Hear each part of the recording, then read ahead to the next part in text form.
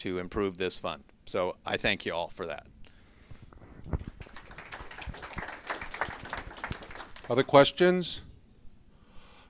Whistleblower. Last thing to talk about, as you know, we rolled out earlier this year a Code of Ethics plan. This is a component to the Code of Ethics program we have. Whistleblower.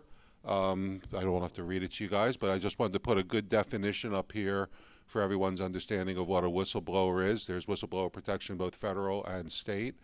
The interesting thing is the company Lighthouse that we're going with, one of the interesting things I found is their number one client right now for their business is high schools and elementary and middle schools in dealing with bullying at school, which is becoming a very, very big topic in schools.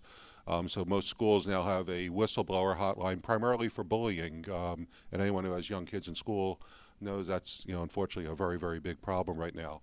So most of us think of this as an employer-based scenario, but the actual number one application now is the schools.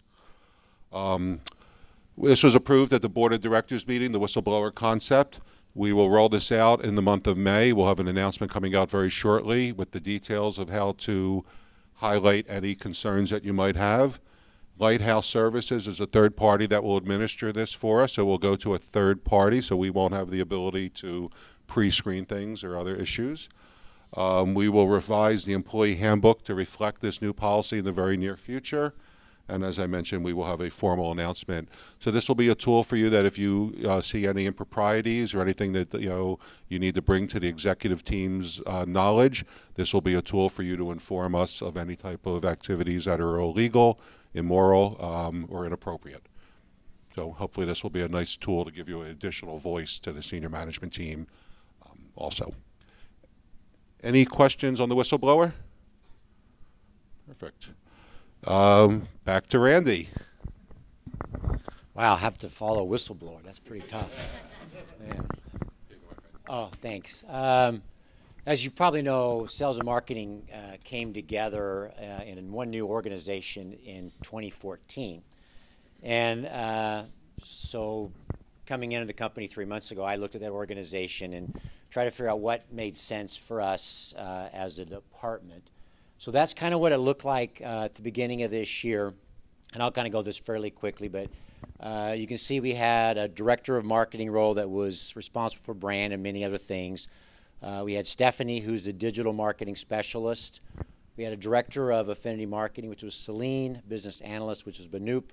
All of our territory managers, which right now we had two vacancies in there, which since one of them, unfortunately and sadly, Mai decided to go over to the dark side, to IT. And I've been working on her, Mark. I've been trying, but she's still, you should be in sales, man. You're good. So anyway, and then obviously we have Deirdre, who's the sales trainer. And to making the organization change, I really wanted a flat organization, which I kind of think fits in with the strategy here at CSE. So even though it looks like we have the TMs are not in that straight line, it's the territory manager role is very flat. We're no longer going to have a director of marketing. We're going to have two marketing managers. It's an elevation role.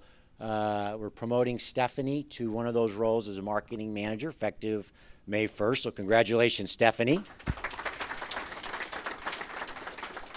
And we're going to be actively soliciting recruits for the other marketing manager